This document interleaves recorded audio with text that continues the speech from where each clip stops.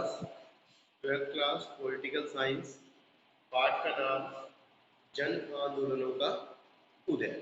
तो बेटा आंदोलन होते क्यों है? जब कोई चीज हमारे समाज में, जब कोई बुराई होती है, कोई गलत चीज हमारे समाज में जो है अपने आप को जब हावी करने का प्रयास करती है, कोई गलत चीज हमारे समाज में हावी हो जाती है, तो समाज में जो है धीरे धीरे उसका विरोध शुरू होता है और यही विरोध जो है चरम सीमा पे पहुंच जाता है, तो हम इसको कहते हैं आंदोलन। यानी कि धीरे धीरे जब आवाज बढ़ती चली जाती है तो उसको आंदोलन या क्रांति का नाम दिया जाता है। तो इसमें जो है बहुत सारे हमारे भारतीय समाज में जो है कई आंदोलन हुए हैं, समाज सुधार आंदोलन हुए हैं, धर्म सुधार आंदोलन हुए हैं।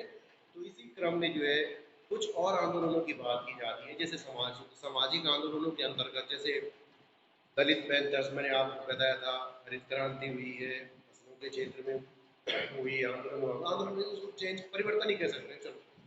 जैसे दलित पैंथर था, गुजरात आंदोलन था, नर्मदा बचाओ आंदोलन था, तो इसके बारे में मैंने आपको बताया।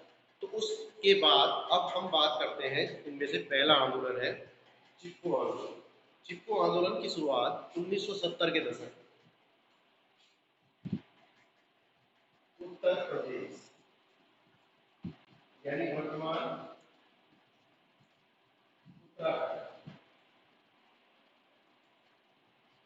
उत्तराखंड, उस समय उत्तर प्रदेश था 1970 में उत्तर प्रदेश था, लेकिन अब जो है वो बढ़ गया है। अब जो उत्तर प्रदेश से जो है अलग 9 नवंबर 2000 को जो है हमारा भारत को, सॉरी, उत्तराखंड जो है अलग राज्य घोषित हो चुका है।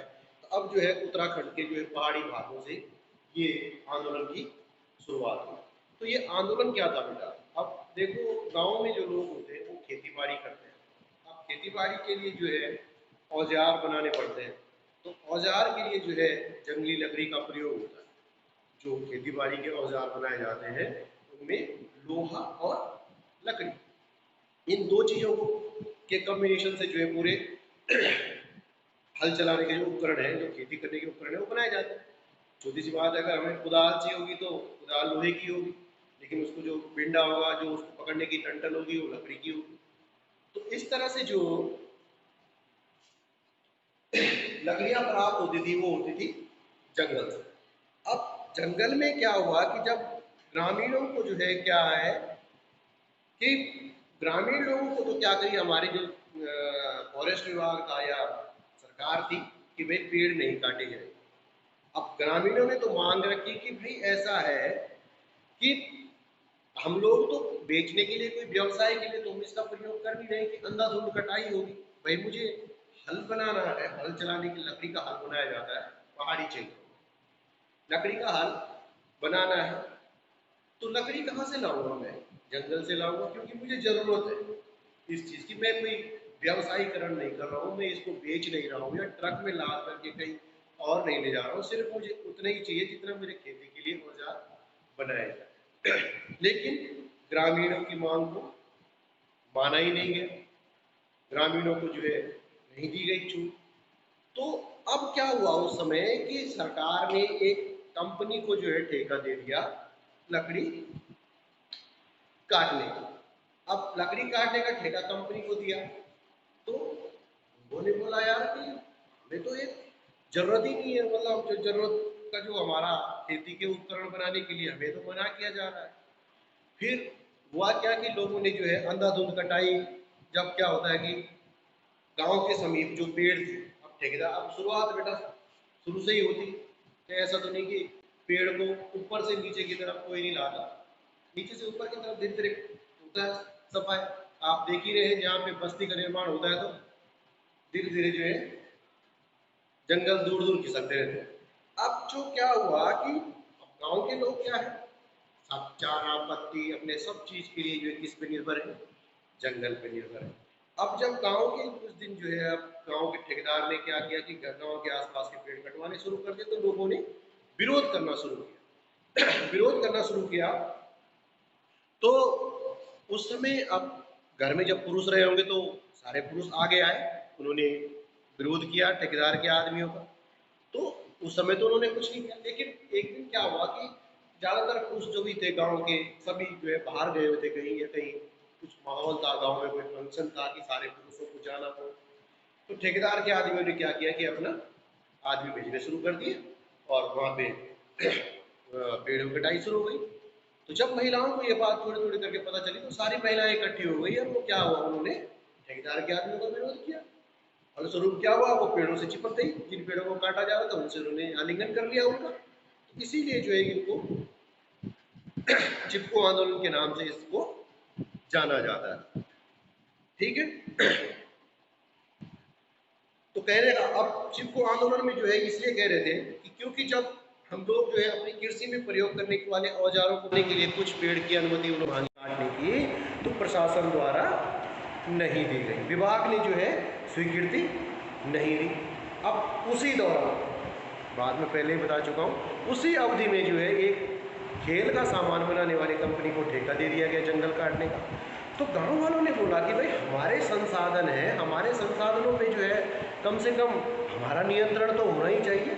उन्होंने जो है पेड़ की कटाई का सामूहिक रूप से विरोध किया।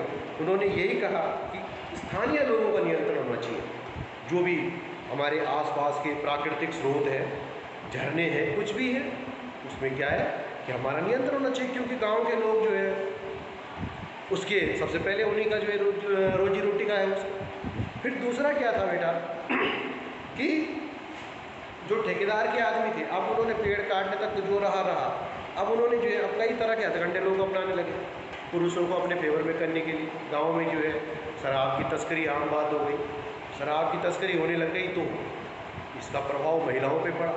तो महिलाओं ने आगे आके आंदोलन का बिल्कुल एक नेतृत्व किया।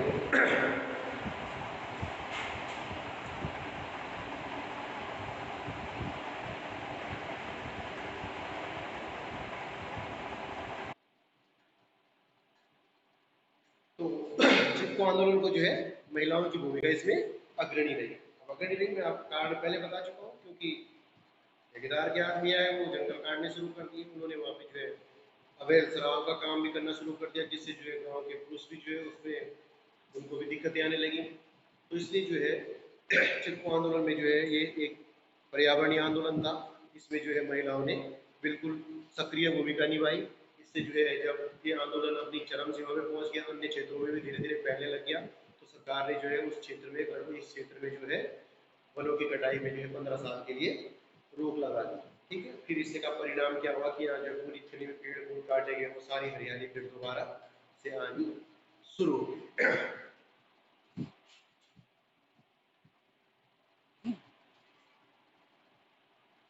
अब दूसरा आंदोलन है बेटा दलित पैंथर्स।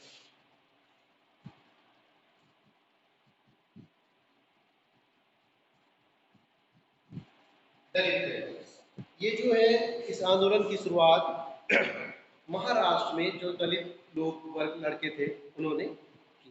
तो आप देखते हैं दलितों का मसीहा डॉक्टर भीमराव अंबेडकर को कहा जाता है। उन्होंने जो है भारतीय संविधान में अस्पृश्यता को अवैध घोषित किया है। दलितों के लिए संसद और विधानसभा में, सरकारी नौकरियों में और शिक्षा संस्थाओं में जो है आरक्षण की व्यवस्था की है। कई कल्याणकारी कदम जो है हमारे संविधान के द्वारा जो है दलितों के लिए उठाए गए हैं, लेकिन इसके बावजूद भी जो है उनका कोई भी उद्धार नहीं हुआ है। तो क्यों? इसी कारण जो है 1972 में जो है एक दलित पैंथर्स की स्थापना की गई। इसका नेतृत्व महाराष्ट्र के जो है दलित युवा वर्ग ने किया। ठीक है बेटा। उनका आरोप था कि भाई स्वतंत्र होने के बाद जब हमारे संविधान में जो है हमारे सारे प्रावधान किए गए हैं, दलितों के लिए आरक्षण की व्यवस्था की गई है, संसद में की गई है, नौकरियों में की गई है, लेकिन आज तक उनका वास्तविक लाभ उनको नहीं मिल पाया है। उन्होंने जो है अपनी कुछ मांगे थी उनकी कि क्यों हम कर रहे हैं, ताकि जो है स्वतंत्रता के इतने वर्षों के बाद भी जो है उनका कहना था कि दलितों की स्थिति में जो है आज भी कोई भी परिवर्तन नहीं आया। 1947 से भारत स्वतंत्र हुआ, अब 47, 57, 67 मानी 20-25 साल बाद भी स्वतंत्र होने के बाद भी जो कोई फर्क ही नहीं आया। वही आपने अस्पृश्यता अधिनियम 1955 बना दिया, अस्पृश्यता का अंत कर दिया, लेकिन आज भी छुआछूत बराबर है। आज भी जो है दलितों के साथ भेदभाव की घटनाएं आम बात है। तो 1972 में यही कारण था, दलित युवाओं के एक वर्ग ने जो इसकी स्थापना की कि स्वतंत्र देश हो चुका है, लेकिन इतने सालों बाद भी जो है इसमें कोई कमी नहीं आई है। एज इट इज दलितों की स्थिति जो है वैसी की वैसी है। फिर आज भी गांव में जो है दलितों की बस्ती अलग होती है। क्यों? क्योंकि उनको अस्पृश्य समझा जाता है, उनको जो है सामाजिक रूप से दूर रखा जाता है। फिर आज भी व्यवसाय में अस्पृश्यता का रूप अपनाया जाता है, यानी कि जो काम है वो भी जो है अस्पृश्य, यानी कि जो निम्न श्रेणी के काम है, निष्क्रिय जो काम है, कहने का मतलब आज भी निकृष्ट काम, यानी कि जो सबसे छोटे काम पहले के जमाने में हम देखो मेला ढोना इस तरह के जो काम थे वो लोग किया करते थे। तो आज भी जो है बोला ये लोग जो है बिल्कुल सबसे छोटे वाले जो निष्कृष्ट काम है उनको करते हैं। फिर दलित महिलाओं के साथ दुर्व्यवहार आज भी देखने को मिलता है। ये तो 1972 की बात, लेकिन कहीं कहीं पर आज भी देखने को मिलता है कि जो लोग आजकल कई दबंगाई दिखाई देते हैं, कई कई सारी छुआछूत का, कई सारा मंदिरों में प्रवेश, बड़े मुद्दे जो है आजकल बन जाते हैं। लेकिन जब आजकल ये स्थिति अब तो खैर इतनी नहीं है, लेकिन उस समय की स्थिति जो है ज़्यादा खराब रही होगी, क्योंकि तभी जो है ये विरोध वाली बात उठी। फिर है बेटा, उनका आरोप है कि चुनावी राजनीति में जो है उनको जो है महत्व नहीं दिया जाता और उन्हें किसी बड़े दल की शरण में रह के चुनाव लड़ना पड़ता है। कहने का मतलब है कि जो हमने पार्टी भी उनकी बनाई हुई है उसको भी लोग महत्व नहीं देते। अगर वो चुनाव में लड़ते हैं तो किसी पार्टी के संरक्षण में उनको लड़ना पड़ता है।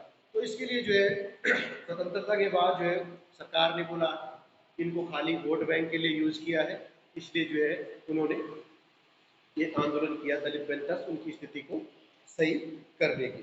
ठीक है बेटा। फिर इन्होंने जो है लगातार विरोध किया, इसके लिए परिणाम स्वरूप जो है सरकार ने 1990 में एक कानून पास किया। इस कानून के तहत दलित पर होने वाले करने वाले अत्याचार करने वाले लोगों को जो है कठोर दंड का प्रावधान दिया गया। तो इस तरह से जो है ये जातीय क्रूरता, जाति प्रथा, यानी सामाजिक भेदभाव, शोषण, आर्थिक शोषण, शारीरिक शोषण, लोगों के मानसिक शोषण भी होता है जब किसी के साथ भेदभाव किया जाए। तो इसके विरुद्ध जो है दलित ये युवाओं ने 1972 में महाराष्ट्र में दलित वेलफेयर की शुरुआत की और एक धीरे धीरे इसने जो है अपना एक आंदोलन का रूप